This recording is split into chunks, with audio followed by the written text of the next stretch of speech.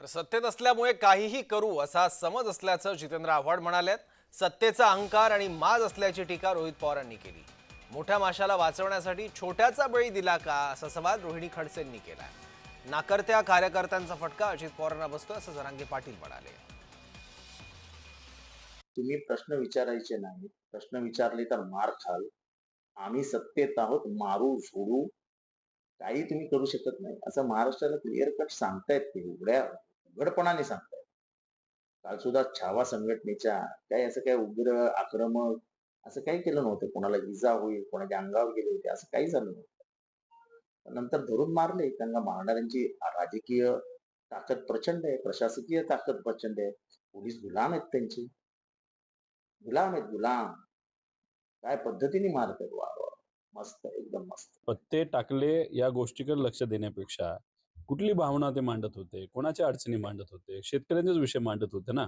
आता तुम्ही सत्तेत आहात, तुमच्याकडे ताकद आहे, तुम्ही फार मोठे नेते आहात आणि त्याच्यातच तुम्ही जर तुमच्या कार्यकर्त्यांना सांगून अशा व्यक्तीला जर मारहाण करत असतात, ज्या व्यक्तीलाही शेतकऱ्याचे विषय मांडले, हे कितपत योग्य आहे? तुम्ही जर बघितलं की काय बुक्या मारत होते, म्हणजे आता त्याची पाठबीट गेली असेल अशी परिस्थिती आहे.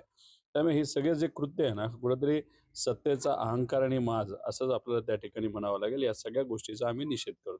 लातूर येथील काल झालेल्या प्रकरणामध्ये सूरज चव्हाणांचा राजीनामा घेण्याचा अजितदादांनी निर्णय घेतलेला आहे, जो अतिशय स्वागतार्ह आहे. पण या संपूर्ण प्रकरणाला जिथून सुरुवात झाली त्या माणिकराव कोकाटेंचं काय? का मोठ्या माशाला वाचवण्यासाठी छोट्या माशाचा बळी अजितदादांकडनं घेतला जातोय? त्या माणिकराव कोकाटेंनी ज्या महाराष्ट्रातल्या प्रत्येक शेतकरी बांधवांचा अपमान केलेला आहे, त्या माणिकराव कोकाटेंचा तुम्ही राजीनामा घेण्याचा मोठा पण दाखवणार आहात का अजितदादा?